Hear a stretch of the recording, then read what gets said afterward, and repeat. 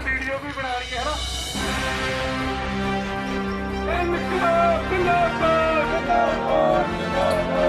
प्रशासन मुर्दाबाद, लोकतंत्र की हत्या करने वाली सरकार मुर्दाबाद, लोकतंत्र का कार्य करने वाली सरकार मुर्दाबाद, सरकार ताना चेक करो, अपनी राखी की करो तैयारी।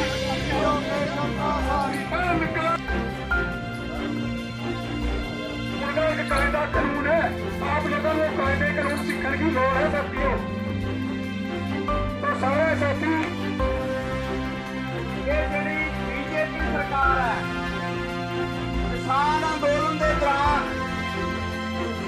ਜਦੋਂ ਮੋਦੀ ਨੂੰ ਪਿੱਛੇ ਹਟਣਾ ਪਿਆ, ਉਹਦਿਆਂ ਪਰਨੇ ਹੋ ਕੇ ਮਾਫੀ ਮੰਗਣੀ ਪਈ ਉਸਨੂੰ, ਉਦੋਂ ਦਾ ਉਹ ਵਿਸ ਕੋਲੀ ਜਾਂਦਾ ਸੀਗਾ ਬਈ ਜਿਵੇਂ ਡਾਂਗ ਮਾਰਦੀ ਹੈ ਨਾ ਕੜ ਹੋ ਜਾਂਦਾ ਉਹ ਫਿਰ ਵਿਸ ਕੋਲੀ ਜਾਂਦਾ।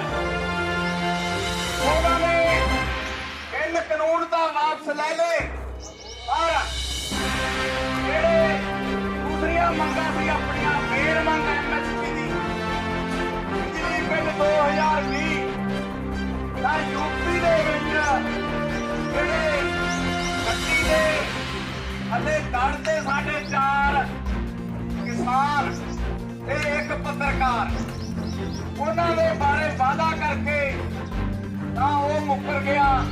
MSP ਵਾਸਤੇ ਕਮੇਟੀ ਨਹੀਂ ਬਣਾਈ, ਉਲਟਾ ਹੁਣ ਕਿਸਾਨਾਂ ਨੂੰ ਦਿੱਲੀ ਜਾਣ ਤੋਂ ਰੋਕਿਆ ਗਿਆ।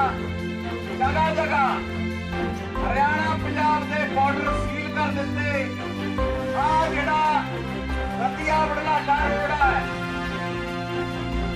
ਇਹ ਫਤਿਆਬਾਦ ਤੱਕ ਇੱਥੇ ਬੈਰੀਕੇਡ ਲਾਤੇ, ਆਪਣਾ ਇਧਰ ਮਿਉਂਦ ਲਗਾਤਾ। ਜਗ੍ਹਾ ਜਗ੍ਹਾ ਤੇ ਜਿੱਥੇ ਵੀ ਪੰਜਾਬ ਹਰਿਆਣਾ ਦਾ ਬਾਰਡਰ ਲੱਗਦਾ ਸੀਗਾ ਉਹ ਸੀਲ ਕਰਕੇ ਆਮ ਲੋਕਾਂ ਨੂੰ ਤੰਗ करना उन्होंने या अपने 17 साथी जिन्होंने जो सांसद का चुनावी दौर चल रहा, जो मौजूदा उम्मीदवार है भाजपा का, जिसने पिछले 10 साल केंद्र के अंदर अपना राज स्थापित किया, जिसने राज हो गया, उन पर सवाल पूछने गए थे साथियों अपने 17 साथी।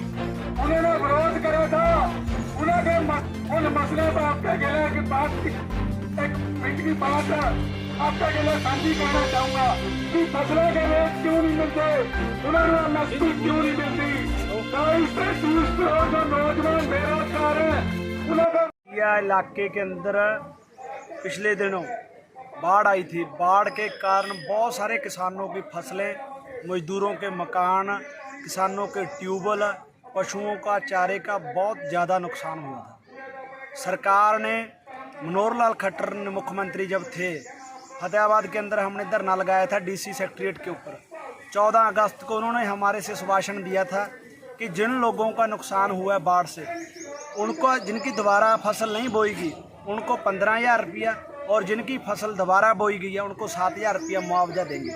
परंतु अभी तक सिर्फ 10% लोगों के पैसे आए हैं, बाकी सारे लोग ऐसे ही इनके महकमों के चक्कर काट रहे हैं।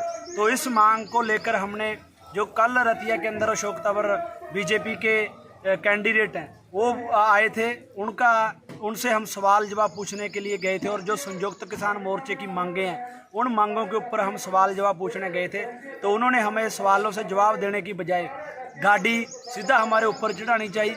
और जब हम उसका विरोध किया डटकर, तो उल्टा हमारे ऊपर ही मुकदमा दर्ज कर पुलिस ने हमें 1 दिन की हिरासत के अंदर रखा गया। जो भारत के अंदर रहने वाले लोगों के लिए जो डेमोक्रेसी है, और एक तरफ पूंजीपति हैं, एक तरफ जो मेहनतकश लोग हैं वो अगर अपनी मांगों को लेकर आवाज़ उठाते हैं तो उनको पकड़कर जेल के अंदर बंद किया जा रहा है। जो सरासर तानाशाही है, इस तानाशाही का आने वाले दिनों में हम भारतीय किसान यूनियन एकता उग्राहां की तरफ से मुंह तोड़ जवाब देंगे।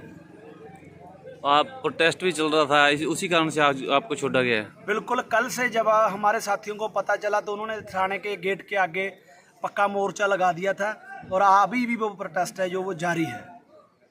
आगे क्या रणनीति रहेगी? आगे की जो हम इनसे सवाल पूछेंगे हमारे सवालों के जवाब नहीं देंगे तो हम इनका विरोध करेंगे। अभी धरना जो चल रहा था वो आज समाप्त कर दिया जाएगा। आज सभी साथी 17 के 17 साथियों को रिहा कर दिया गया, तो आज उनकी रिहाई के बाद ये प्रोटेस्ट यहीं पर समाप्त हो जाएगा। 17 साथियों के ऊपर मामला दर्ज किया गया। बिल्कुल। हमें पता चला भी किसान साथियों को तंवर का विरोध करने का अरेस्ट किया गया है। हमारी यूनियन भी सक्रिय हुई।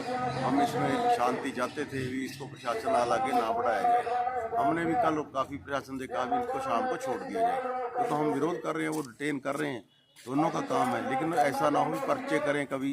कल हमें पता चला भी ST एक्ट का पर्चा करने जा रहे हैं, इसलिए हमारी यूनियन ने इसके अंदर काफ़ी दखल दिया और जिसके अंदर हम कामयाब भी हुए। आज साथियों को 751 डाल के आज वापस छोड़ दिया। आगे क्या रणनीति रहेगी? बस आगे उनका विरोध रहेगा जी गांव के अंदर। लेकिन ऐसा है कि किसके घर पे प्रोग्राम होगा वहाँ हम विरोध नहीं करेंगे। और अब 10 दिन तो हम अपने खेतों में लगाएंगे। हमारी यूनियन का तो यही है भी हम अपने खेतों के अंदर 10 दिन अपने सारी कणक का काम, तूड़ी का काम निपटा के बाद में जो बीजेपी वाले गाँव के अंदर आएंगे फिर हम इनका विरोध शुरू करेंगे। किसानों को क्या संदेश देना चाहोगे? किसानों को यही संदेश है जी, एक बार अपनी इस फसल पे ध्यान दें और उसके बाद फसल का काम निबेड़ने के बाद अपने अपने गाँव में जब ये आते हैं तो इनका डट के विरोध किया जाए। देखो, आज तक जितने भी प्रदर्शन हुए हैं, पहले भी प्रदर्शन होते रहे हैं, सरकारें पहले भी बनी है, इलेक्शन पहले भी हुए हैं, काले झंडे पहले भी दिखाए जाते थे। तो तब क्या होता था कि प्रशासन उन जो काले झंडे दिखाने वाले साथियों को डिटेन कर लेता था और बाद में छोड़ दिया जाता था। लेकिन अब एक नई परंपरा चलाई है इस सरकार ने, और जो ये बीजेपी के प्रत्याशी हैं जो खुद अपनी शिकायत दर्ज करवा रहे हैं, प्रशासन भी इसके अंदर फंस जाता है। इनकी चालों के अंदर आकर के प्रशासन को फिर मुकदमा दर्ज करना पड़ जाता है। देखिए, प्रशासन का काम होता है कि उनको जो प्रदर्शन करने वाले साथी हैं उनको डिटेन करो और छोड़ दो। लेकिन अब मुकदमे दर्ज होने भी शुरू हो गए हैं। यह एक नई परंपरा है और इसके खिलाफ ये ना सोचें कि हम डर जाएंगे, झुक जाएंगे, ऐसी कोई बात नहीं है। इससे विरोध और ज़्यादा बढ़ेगा। जितना ज़्यादा ये मान लो कि मुकदमे दर्ज करेंगे तो और ज़्यादा लोग निकल करके सामने आएंगे। और हमारी जो मांगे हैं, हम तो सिर्फ उनसे सवाल ही कर रहे हैं। सवाल करने का अधिकार हर किसी को है। हमें प्रशासन ये सलाह दे रहा है कि आप लोग उनका मान लो अधिकारों का हनन कर रहे हैं। अरे अधिकार तो हमारे भी थे। जब दिल्ली जा रहे थे आप लोगों ने सड़कें रोक दी, कमाल है। आप किसके गुलाम हो? किसके कहने पे सड़कें रोक रहे हो आप लोग?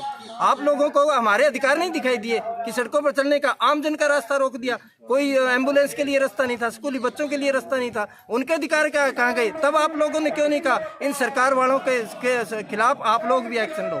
और ये लोग कहते हैं कि हाँ, आप लोग जब यहाँ पर आते हो तो शांति भंग हो जाती है। तो मैं कहना चाहता हूँ, हम गांव-गांव से एफिडेविट दिलवाने के लिए तैयार हैं कि जब ये बीजेपी वाले गांव में जाते हैं तो हमारे गांव की शांति भंग होती है। क्या आप उनके ऊपर साथी क्या उनका पर्चा दर्ज करोगे? अगर प्रशासन इस बात के लिए तैयार है तो हम हर गाँव से एफिडेविट दिलाने के लिए तैयार हैं। और आज हमारे साथियों को जो कल से इन्होंने हिरासत में ले रखा था, उन पर साथी क्या उनका पर्चा दर्ज किया गया है और साथियों ने कोई भी जमानत लेने से मना कर दिया। उन्होंने, सरकार ने अपनी ही खुद ही जमानत लेकर के इनको यहाँ पर लाकर छोड़ दिया है। सभी साथी को छोड़ दिया गया है? हाँ, 17 के 17 साथी यहाँ पर आ गए हैं। थाने का घेराव किया गया था तो यहाँ पर आकर उनको छोड़ दिया गया है। आगे की क्या रणनीति है? आगे की रणनीति विरोध जारी रहेगा। विरोध तो इसी प्रकार से होगा। लेकिन हम किसान साथियों से कहना चाहते हैं कि अगर किसी के घर पर्सनल प्रोग्राम है तो उसमें जाकर के किसी को कुछ नहीं करना है। कि मरगत का है, शादी में आया है, किसी ने पर्सनल अपने चाय पानी का प्रोग्राम है, जहाँ भी सार्वजनिक प्रोग्राम होगा विरोध इसी प्रकार से जारी रहेगा।